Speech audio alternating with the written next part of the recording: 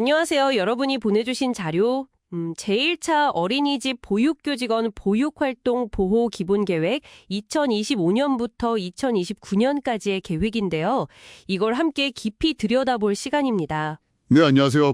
요즘 합계 출산율 0.7명대 이런 얘기 정말 많이 하잖아요. 그렇죠. 심각하죠. 아이 한 명 한 명이 너무 소중한 때인데 근데 정작 아이들을 돌보는 어린이집 선생님들은 현장에서 어려움이 많다고들 하세요. 네, 목소리가 높습니다. 자료를 보니까요. 보육교직원의 절반 이상, 그러니까 54%가 소위 보육활동 침해, 이걸 경험했고 네, 직접 경험한 비율이죠. 심지어 36%는 4번 이상 겪었다고 하니 상황이 좀 심각해 보여요. 맞습니다. 이게 결국 보육의 질 문제로 이어질 수 있다는 우려가 큰 거고요. 네, 그래서 이 계획이 나온 것 같은데요.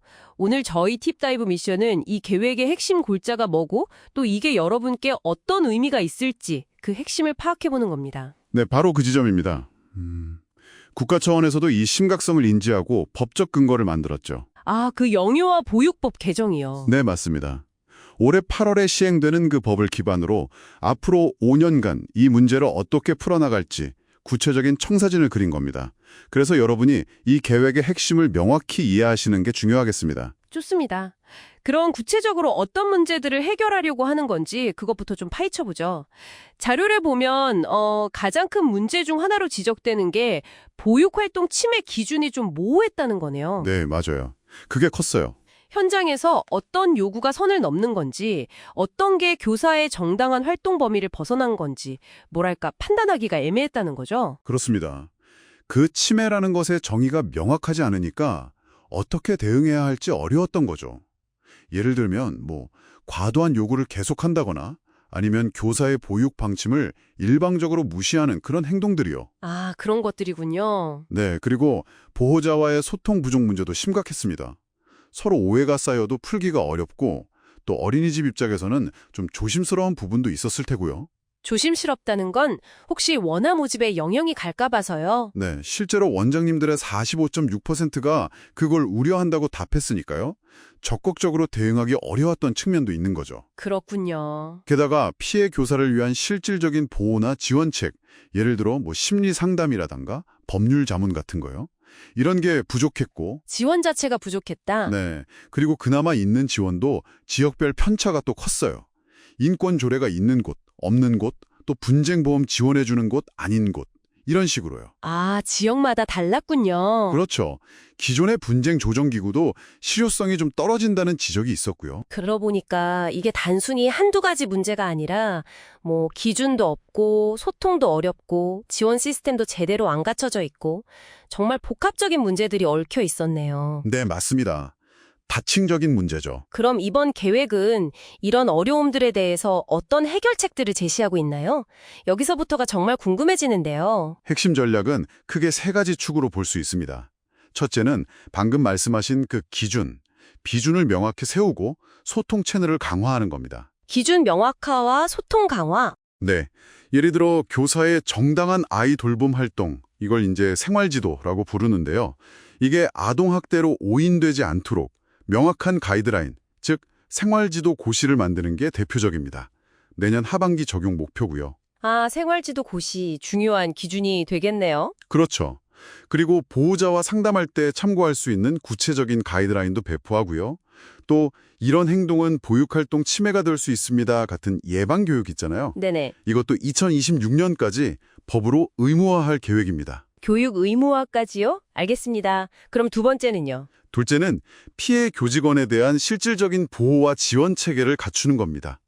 만약 침해가 발생하면 피해 교사를 즉시 분리 조치하고요.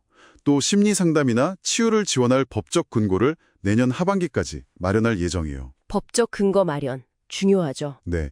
그리고 지금 몇 군데서 시범 운용 중인 보육활동 보호센터라는 곳이 있거든요. 네, 들어봤어요. 이걸 2026년까지 전국 17개 시도별로 확대 설치해서 이제 어디서든 도움을 받을 수 있도록 하고요. 법적 분쟁에 휘말렸을 때 필요한 보험 지원 같은 법률 지원도 강화한다는 내용이 담겨 있습니다. 전국 단위의 보호센터 확대라. 이건 정말 현장에 실질적인 변화를 가져올 수도 있겠네요. 네, 기대를 하고 있습니다. 접근성을 높이는 거죠. 그럼 마지막 세 번째 축은 뭔가요? 세 번째는 분쟁이 생겼을 때 이걸 효과적으로 조정하고 좀 더 근본적으로는 서로 존중하는 문화를 만드는 데 초점을 맞춥니다. 분쟁 조정과 문화 조성. 네, 이를 위해서 기존 기구와는 별개로 조금 더 독립적이고 전문적인 보육활동보호위원회라는 걸 중앙과 시도 단위로 새로 설치해서 내년부터 운영하는 것을 목표로 하고 있습니다. 신속하고 공정한 조정을 기대하는 거죠. 독립적인 위원회군요. 그렇습니다. 동시에 교직원의 권익이나 보호자의 인식 개선을 위한 캠페인, 예를 들면 SNS 릴레이 같은 거요. 이런 걸 분기별로 진행하고요.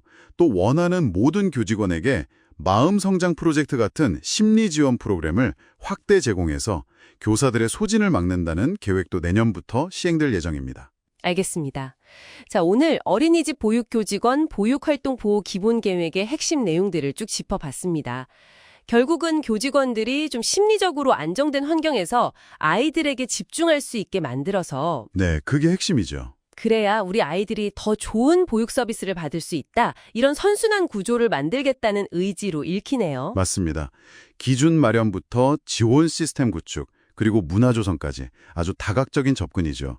중요한 것은 이제 이 계획들이 그냥 서류로만 남는 게 아니라 그렇죠. 실현이 중요하죠. 네, 현장에서 실제로 작동해서 교사들이 변화를 체감하고 또 학부모와의 신뢰관계도 회복하는 그런 실질적인 결과로 이어지는 것이겠죠. 네, 이 계획이 성공적으로 뿌리 내린다면 이건 단순히 교직원을 보호하는 걸 넘어서 우리 아이들이 더 안전하고 또 질 높은 환경에서 성장하는데 정말 중요한 디딤돌이 될 것 같습니다.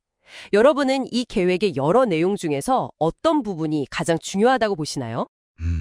마지막으로 이런 질문을 한번 던져보고 싶습니다. 이런 제도적 장치들이 잘 갖춰지는 것도 물론 중요하지만 이것과 더불어서요. 보육 현장에서 교직원과 보호자 사이에 진정한 신뢰와 존중의 문화가 자리 잡으려면 이런 제도 외적으로 우리 사회 구성원 각자에게는 또 어떤 고민과 노력이 필요할까요? 이 질문을 한번 생각해 보시면서 오늘 딥다이브를 마무리하면 좋겠습니다.